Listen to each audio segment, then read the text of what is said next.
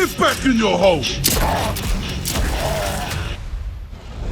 Welcome to the fight, Gears. City is overrun with locusts. Bastards are dug in deep. It's game time. Locked and loaded. Be on the lookout for these breaks in the field. This city is under locust control. Happy hunting. Biggest fight on the hill in the early days. Just until deep inside. Here they come. Tell me guns on their run. Spray on their fight. Placing disruptor. Hey, all hills we chill. Why they do not know. Sniffing wounds just arrive. Defusing the bomb. Deploying drone.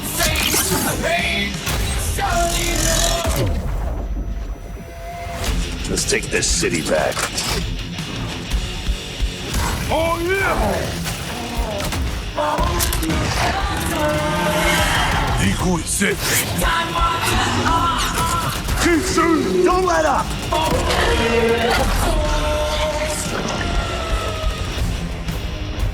Get down! Move! Is that all you got? God bless it.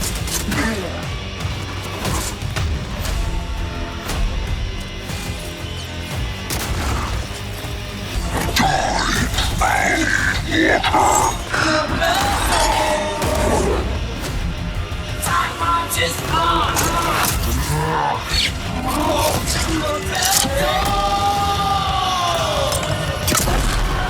Chew on this, asshole.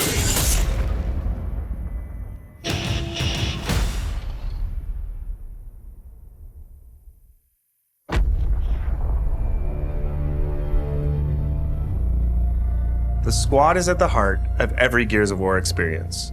Whether it's in the stories we tell or the modes we build, being a Gear is all about fighting alongside someone who has your back when shit gets intense. Our players have deep connections to their own squads. They tell stories about lifelong friends and family that grew up playing Gears together. Strangers they met in battle and became bonded to through the game. That feeling of fighting side by side is at the center of Eday's multiplayer modes. And today, we're excited to dive in and show you more. Welcome to Horde Siege. It's an all-new 12-player evolution of Gears' legendary Horde mode. Horde Siege evolves that iconic, back-against-the-wall Horde experience that Gears is known for, with larger, more unpredictable, more cinematic, and more memorable battles for you and your squad. This is 3 squads fighting through their own objectives, crisscrossing with each other through the largest and most immersive multiplayer maps we've ever made. But before you go, you need to choose a class and gear up. Each class has its own tactical gear to match its strategy, as well as progression journey that unlock loadout weapons, armor mods, and tactical gear mods so you can tweak your build to your own personal playstyle. The Assault class is about controlling the battlefield with mid-range weapons while stunning waves of incoming enemies using the Sonic Disruptor. Marksman focuses on precision damage, especially useful with Horde Siege's longer sightlines, while the Pulse Drone attacks Locust units for you and your squad. The Breacher is a point-blank cruiser that pushes hard into the front line to make risky plays, using an adrenaline injector to refill health and reduce incoming damage. And the Medic is a mid-range revive specialist, focused on keeping your squad on their feet while under fire. The Stim Vaporizer revives any gear, even from other squads, within range. Depending on the mission type you've chosen, you'll get a mix of main objectives that will have you moving around the map or hunkering down in a location. These objectives give you more variety than ever before, but they're still focused on the Horde feeling of defending and clearing waves of unique enemy combinations. In Horde Siege, this means securing and protecting rigs, large COG recon devices that have been deployed around the city to scan and map out the enemy's underground tunnel network. They are critical to the defense of Kelowna, but have the unfortunate, noisy side effect of attracting locusts whenever they're activated. Also scattered around the map are secondary objectives. Quick, timed side missions like taking out a high-value target, defusing locust explosives, or delivering a power cord to juice up an active rig. Secondary objectives are optional, but they earn in-session squad perks, boosting your squad's abilities, as well as weapon parts that can be redeemed after your session to upgrade your favorite guns. As you knock off objectives and kill locusts, your squad earns energy. This can be spent at supply caches. There, you can upgrade squad perks, grab equipment like grenades, sentry turrets, razor mines, change your loadout on the fly if you need a different weapon. Your objectives will often have you cross paths with other squads, and these are really unique, kind of magic moments in Siege, like running into another squad's defensive setup and helping take out some of their waves. But when you both get assigned positions near each other, it can set up a joint kill zone. With a huge relief when your whole squad is DB&O'd and you see a group of gears come sprinting around that corner with a clutch revive. If command delivers a supply drop, any squad that fights to secure it gets a share of the rewards inside. The first one in gets the best stuff. So it's often a quick decision if you can spare the time and effort while managing your objectives. But the most intense multi-squad action hits when our bigger boss appears on the map and things get even tougher. Invasions can happen at any time during a mission.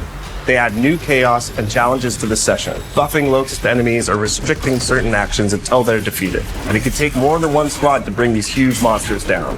These moments of 12 players coming together to take on iconic locust creatures deliver this great Gears feeling, of fighting alongside a group of soldiers to hold the line.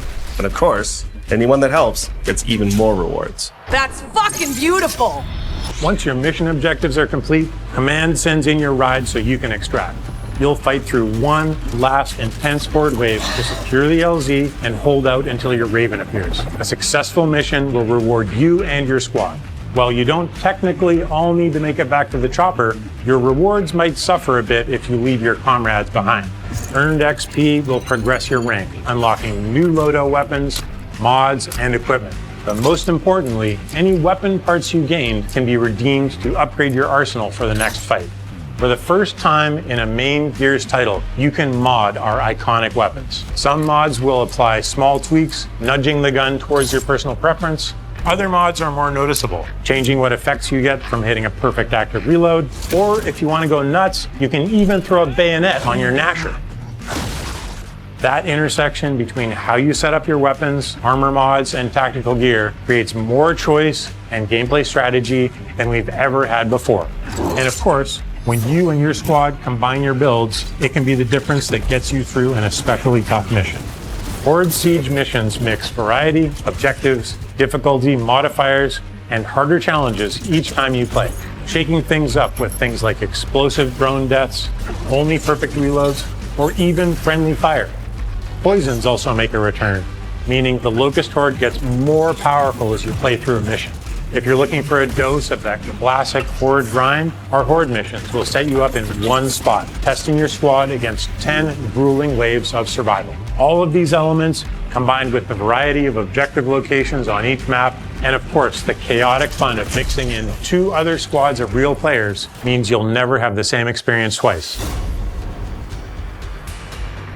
The ultimate squad challenge in Gears has always been found in our versus modes. 2 squads going head to head, trying to rip each other apart with a mix of tactical teamwork and clutch gameplay. We wanted to deliver that pure Gears PvP feeling, but now evolved with Eday's new movement mechanics. All our launch modes are 4v4, as Locust and Cog squads square off on all new maps.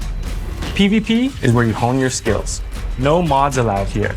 Everyone starts with the same loadout, fighting on symmetrical battlefields to claim key weapon spawns across tactical locations. Our launch maps, Park, Battleship, Outpost, Precinct, Market, and Skyward, are all set in and around Kelowna.